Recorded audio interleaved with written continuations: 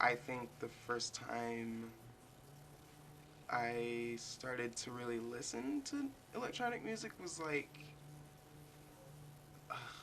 do you remember that show on MTV, AMP? Yes. Yeah. So, okay, I remember when AMP, and this was kindergarten, they didn't separate hip hop from electronic music. And I don't like how that's a separated thing.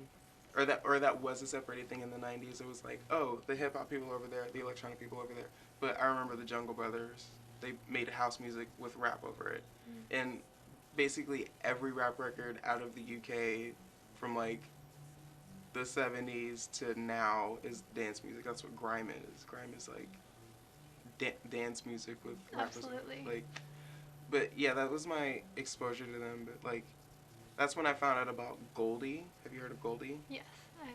Okay, Goldie is the fucking shit, okay? And my sister is the shit for having, I think, one of the only American pressings of his double album Timeless.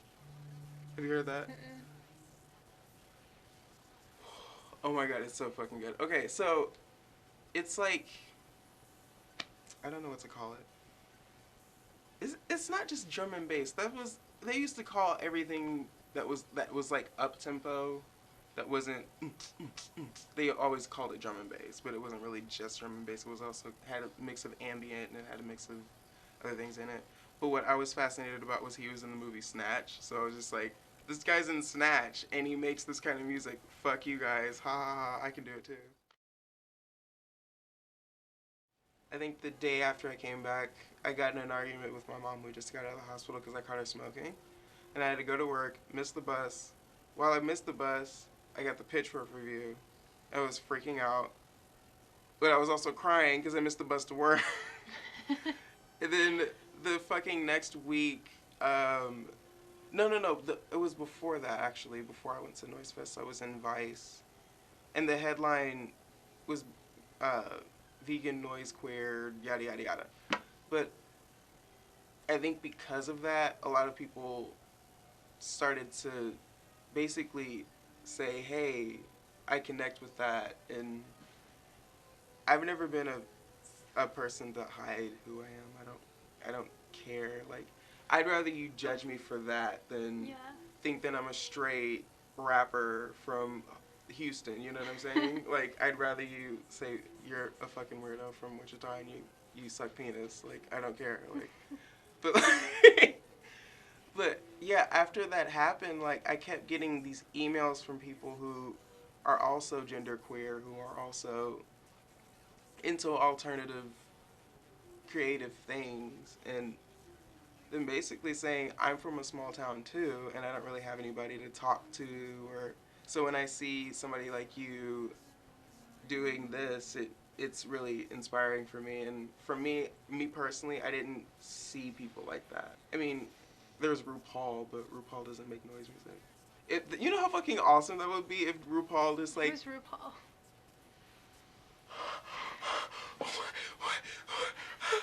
okay, RuPaul is the most famous drag queen in the world.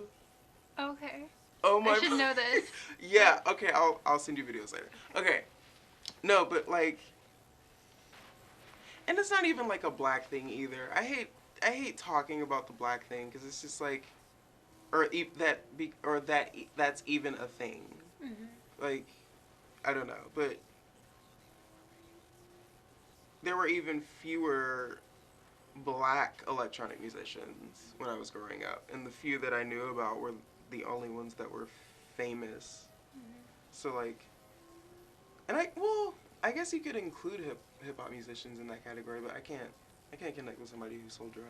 I can't connect with somebody who like, you know what I'm saying? So, Yeah. um, yeah. So when I see people like buying my things who are also like me, I want to meet those people and talk to them. As far as people within the queer community putting so much of their time and effort into legalizing marriage rather than making sure that young people who are kicked out of their houses by their parents have a place to go. Like, a lot of youth places are being closed because there's no federal dollars for it, because it's all going to the marriage fund. It's just like, I don't think a lot of people are talking about that, except for like on Tumblr, who are like, you know what I'm saying, like, Yeah. who isn't talking about that on Tumblr, but like, that's the extent of it. And I also ranted about, I sign all of these petitions, and the little bit of like surplus income I do have, like, I'll donate it to like the DNC or something like that, and I don't really see anything coming of it. Yeah. But that's not, I don't know, it's not really the people's fault, because people have good intentions sometimes.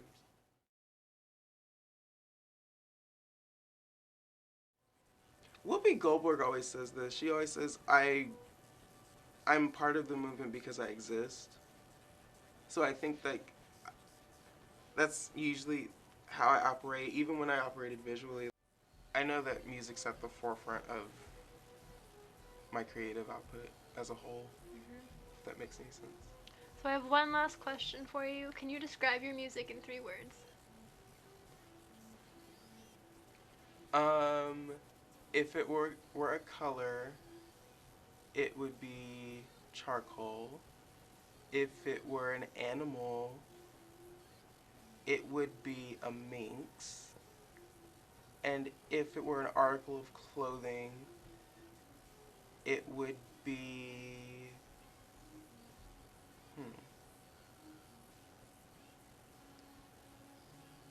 It would be a belt. Charcoal minx belt. All right.